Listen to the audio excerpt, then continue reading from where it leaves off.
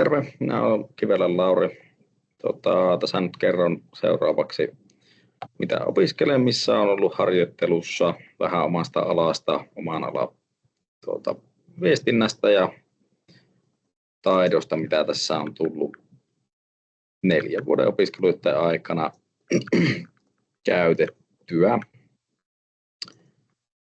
Eli aloitetaan, mitä opiskelen. Eli opiskelen Oulun ammattikorkeakoulussa kone- ja tuotantotekniikan insinööritutkintoa tällä hetkellä. Olen 4. vuoden opiskelija ja apattiaralla opinnäytetyötä vaille valmis.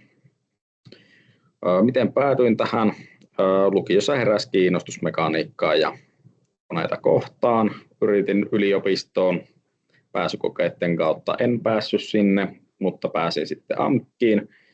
Ja loppupeleissä olen tyytyväinen tähän AMK-opintoihin, että on hyvin mielekästä ollut ja mitä kavereita nyt on kuunnellut, niin enemmän on opinnot minua varten. Sitten mitä harjoitteluja tässä kouluohjelma on tehtyä, niin kesätöinä olen tehnyt paljon kunnossapitohommia.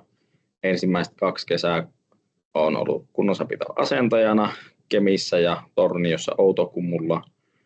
Ensin rikastamolla ja sitten kylmävalssaamolla Valssaan alueella. Siellä on paljon ollut erilaisia hommia, hydrauliikkaa, laakeriasennusta, pumppuhommia, vaikka mitä. Sitten viime kesänä pääsin jo Outokummulle työjohtajaksi sinne Tornion kylmävalssaan alueelle. Siinä tuli paljon ongelmanratkaisutaitoa kehitettyä ja sitten vielä etsintää. Myöskin sitten olen koulun puolesta tehnyt projektiharjoittelun viime keväänä 2 opiskelukaverin kanssa tänne Ouluun semmoiselle yritykselle kuin SR Instruments. Sinnekä hommattiin kautta hankittiin kautta selviteltiin ERP eli tämmöistä toiminnanohjausjärjestelmää heidän yrityksen käyttöön ja yrityksen toiminnan tehostamiseen.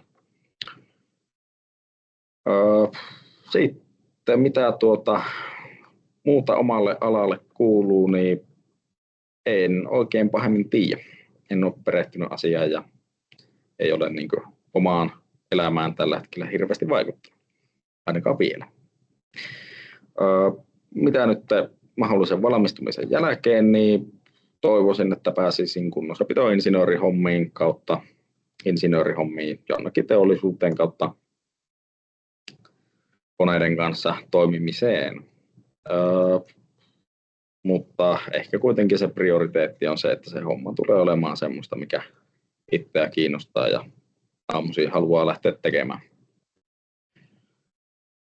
Minkälaista viestintää olen päässyt käyttämään, niin lyhyttä ja ytimekästä kuvatohvia havainnollistamiseen ja niillä on helppo kertoa tarkemmin asioita, vaikka jos jotakin osia tarvitsee tilata tai joku on rikki tai ynnä muuta. Niin niillä on helppo havainnollistaa, että mistä kertoo ja mikä on tilanne. Mutta semmoinen turha liirum laarum, niin ei sitä tarvitse. Ne voi hoitaa face to face ja tietenkin aina pitää kohdentaa se viestintä, että ammattilaiselle kun puhuu, niin voi käyttää enemmän ammattisanastoa ja jos on ei niin ammattilainen, niin sitten voi käyttää vähän semmoisia ympäripyöreitä ilmauksia kautta yrittää vähän selittää tarkemmin, mistä keskustellaan. Tai eipä mulla muuta, niin kiitoksia ja kastellaan.